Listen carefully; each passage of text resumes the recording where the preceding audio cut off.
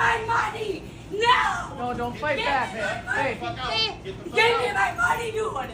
So I can leave and feed my 5 kids at home! I already called the police. I want my money so I can feed my kids at home! It's 7 o'clock, dude, and I waited an hour for it. Now I gotta wait longer? You haven't been here an hour yet. I want my money so I can feed my kids!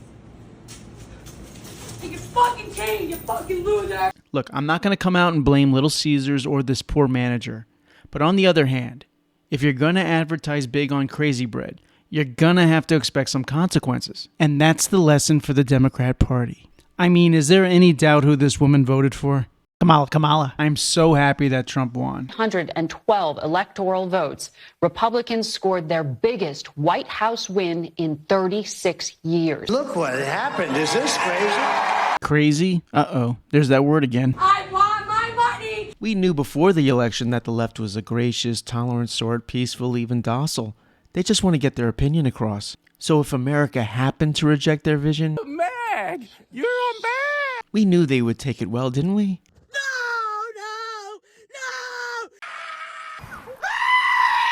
Do you have any idea how crazy you are? I'm also incredibly glad that I won't have to see the Vogue covers of Doug Emhoff being celebrated as the first gentleman. Say hello to the new face of masculinity. Nice. Very nice. Thanks. If you have family who watches Joy Reid on MSNBC, putting aside political disagreements doesn't seem to be on the menu. Someone voted that way.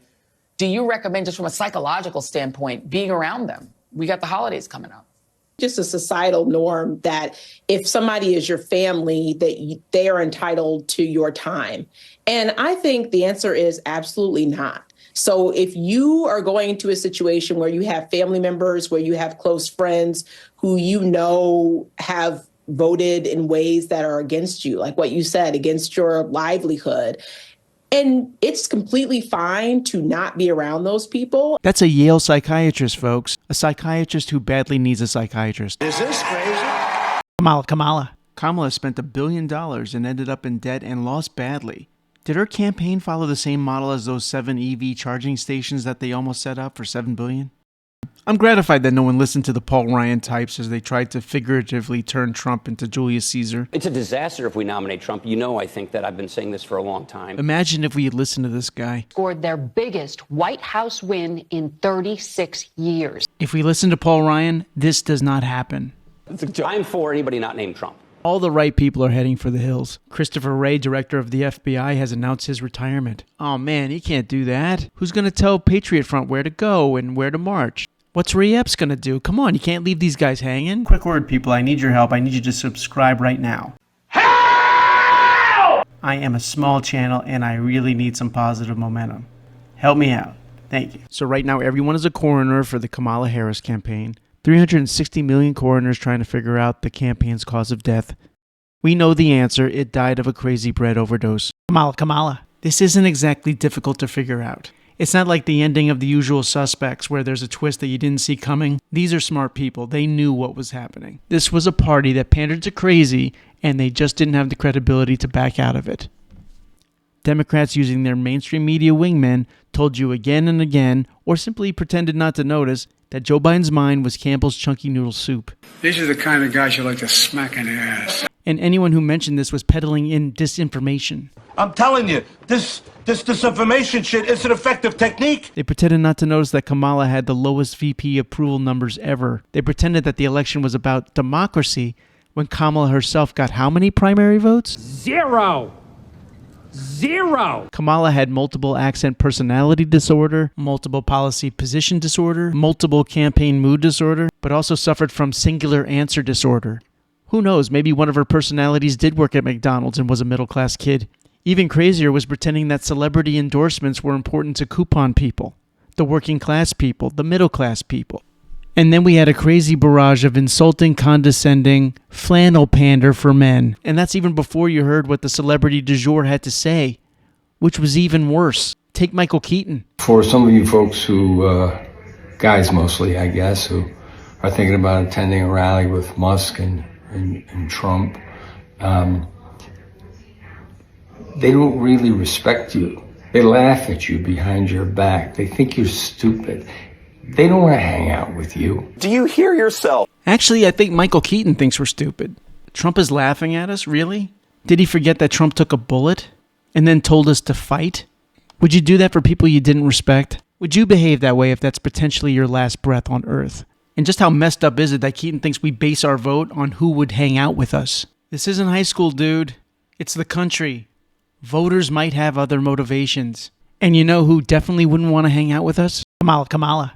So will the left reflect and make an effort to reform themselves? Wrong!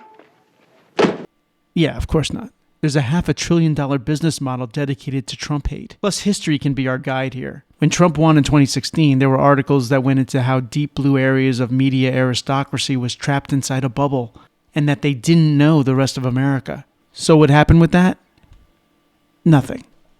It would take real humility for the left to recognize their hypocrisy. If they did that, they might need to recognize hypocrisy with COVID and climate change. The world is going to end in 12 years if we don't address climate change. And your biggest issue... Who knows where that rabbit hole leads? Just before the election, Victor Davis Hanson and Mike Rowe were discussing the Trump assassination attempt and how quickly that was put to the side. Hanson explained the lack of interest. If the former president that got shot at 8 times and got his ear clipped happened to have been Barack Obama, would we be demanding, like, would the journalists that you watch on whatever channels you favor, would they just be moving on, or would there be a giant demand? But they're not the same, Victor, because Barack Obama was a sophisticated intellectual, the first African American, and he was an iconic figure, and Donald Trump is an orange, shyster, overweight slob, cruel.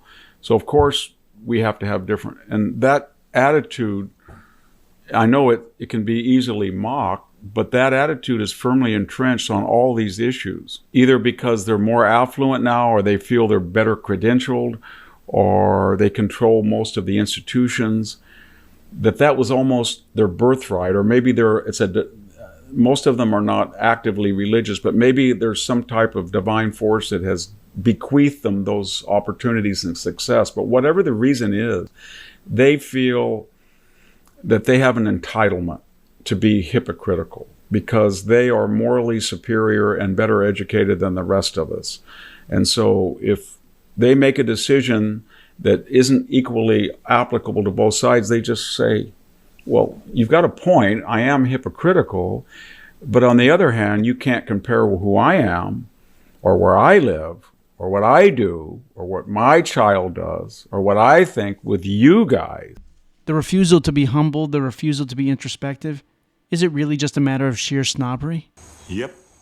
Well, here's to the next 4 years and then Vance 2028. Thanks for watching. Be sure to comment, like, subscribe. Be sure to pass around to anybody who might like my content. And I'll see you the next time.